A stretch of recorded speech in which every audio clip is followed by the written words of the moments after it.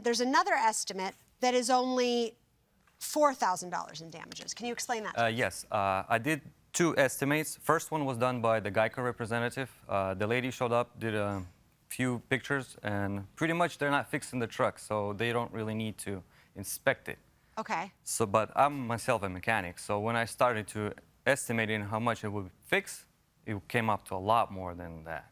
So I went to a state appraisal, and I asked him to do the appraisal of the car, how much it would be fixed. And he quoted me of $10,312 to fix the car. What's the significance of a state appraisal?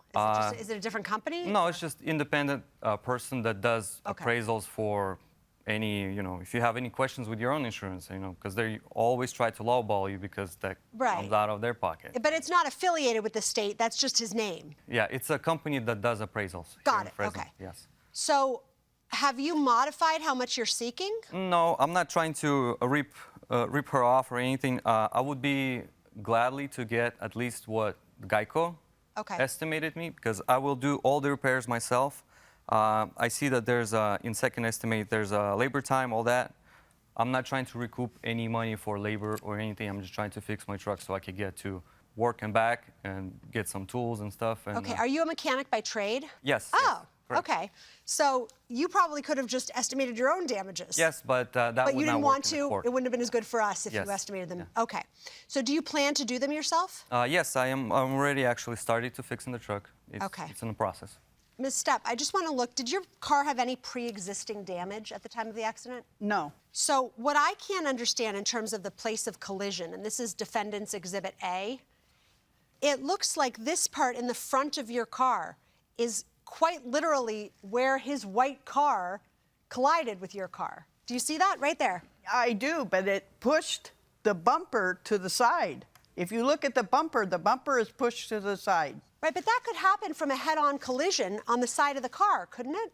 I don't think so. If he hit me right there, it would go to the side. But how does he hit you right there if he's driving this way? He'd hit you on the side of the car. He has a high truck. It would hit that.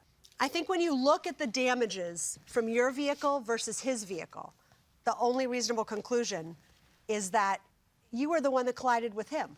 And honestly, I'm not even sure it matters. If you didn't stop at the inoperable light, I'm not sure it matters who hit who. But I'm going to go ahead and open this up to my colleagues. Thank you, Judge. They may disagree.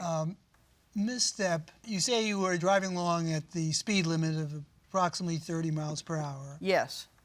And I think the police report confirms that. And you didn't notice that the light was not working. Right. How long have you been driving? 50 years.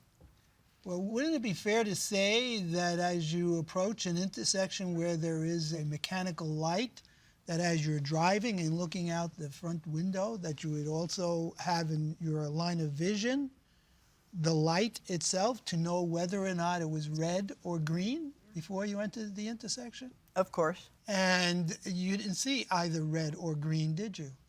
No.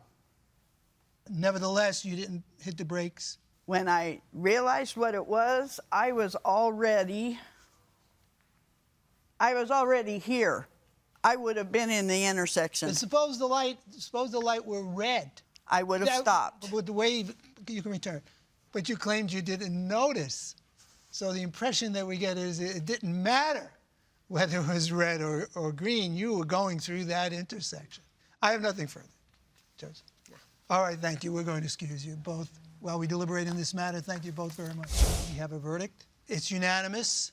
Before I render it, however, we wanted to point out that your understanding of the rules of the road is the correct one. When we drive our cars and you come to a situation where the light is not working, you have to stop. You have to be cautious. You could have caused significant injury to the plaintiff.